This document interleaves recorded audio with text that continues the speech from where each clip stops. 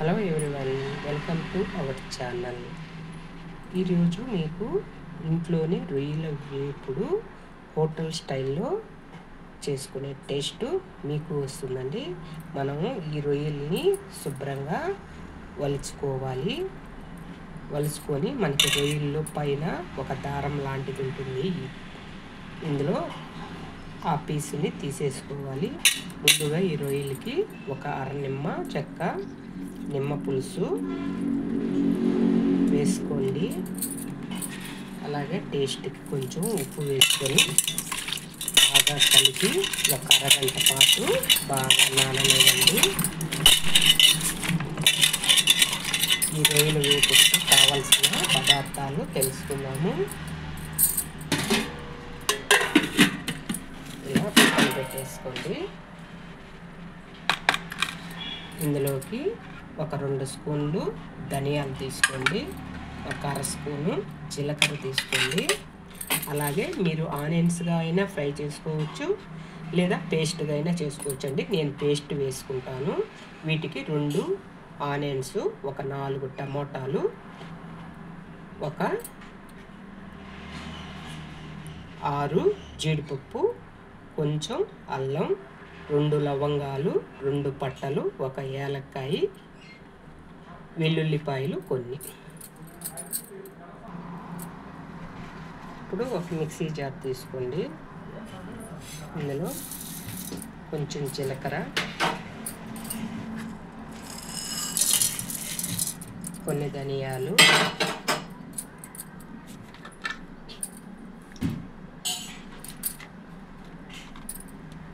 ఒక 5-6 జీడిపప్పులు,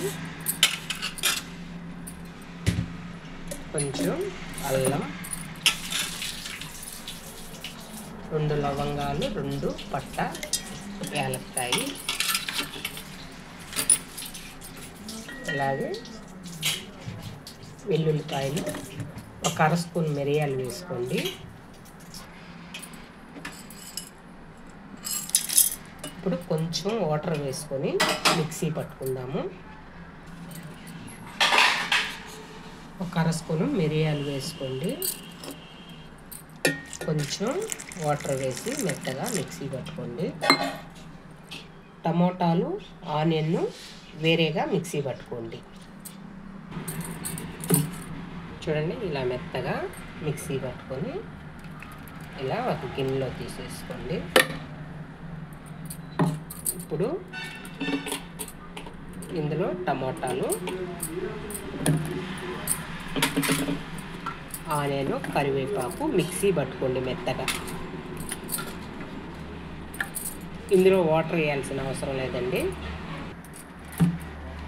చూడండి, ఇలా ఆనియన్ టమాటా పేస్ట్ని వేసి పెట్టేసుకున్నాము. ఇప్పుడు ఒక అరగంట పాటు నానబెట్టుకున్నాము కదండి రొయ్యలు. ఇప్పుడు ముందుగా గ్యాస్ ఆన్ చేసుకోండి. ఆయిల్ వేసుకోండి.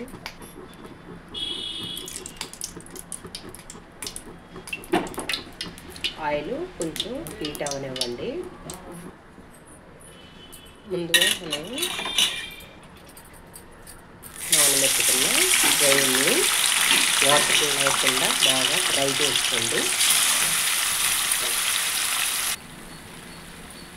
ఇందులో ఒక అర స్పూను పసుపు వేసుకోండి.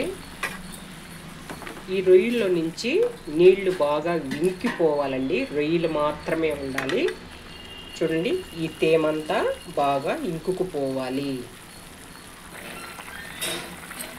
చూడండి, రొయ్యలు అయితే నీళ్లు ఇంకిపోయే వరకు బాగా వేగనివ్వాలి రొయ్యల్ని. మనకి ఈ పూర్తిగా నీళ్లు ఇంకుకుపోయేలోపు రొయ్యలు మనకి బాగా ఉడికిపోతాయి. తర్వాత మనం నీళ్ళు వేయాల్సిన అవసరం లేదు. ఈ ఆవిరికి ఈ రొయ్యలన్నీ ఉడికిపోతాయి. చూడండి, మనకి రొయ్యలు అయితే ఇందులో నిమ్ము లేకుండా బాగా ఇంకుకుపోయాయి కదండి. వీటిలన్నిటిని తీసి ఒక ప్లేట్లో వేసుకోండి.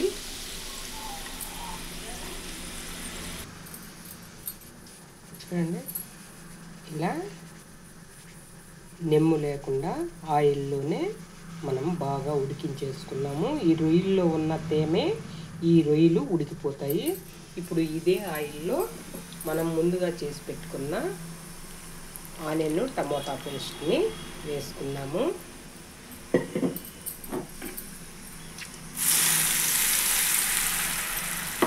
మీరు కావాలి అంటే ఆనియన్స్ని ముక్కలుగైనా కట్ చేసుకోవచ్చు, లేదా ఇలా పేస్ట్లా వేసుకున్నా కూడా చాలా బాగుంటుంది. ఇప్పుడు ధనియాలు పేస్ట్ వేసుకున్నాం కదండి, జీడిపప్పు, ధనియాలు, జీలకర్ర, మిరియాలు, అలాగే ఒక 4 పచ్చిమిర్చి కూడా వేసుకోండి.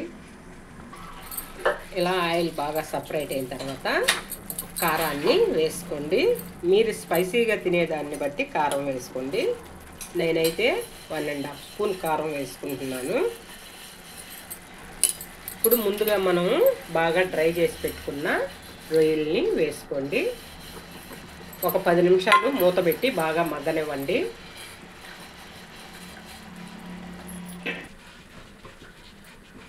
మంట మరీ పెద్దది పెట్టుకోకుండా స్లోగా చిన్న మంట పెట్టుకొని ఒక మూత పెట్టి ఒక 10 నిమిషాల పాటు బాగా మగ్గనివ్వండి. బాగా డ్రై అవుతుంది.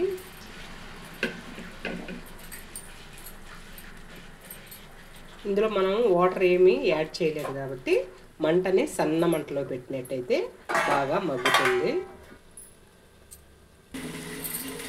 అంతేనండి, రొయ్యల వేపుడు తయారీ విధానం.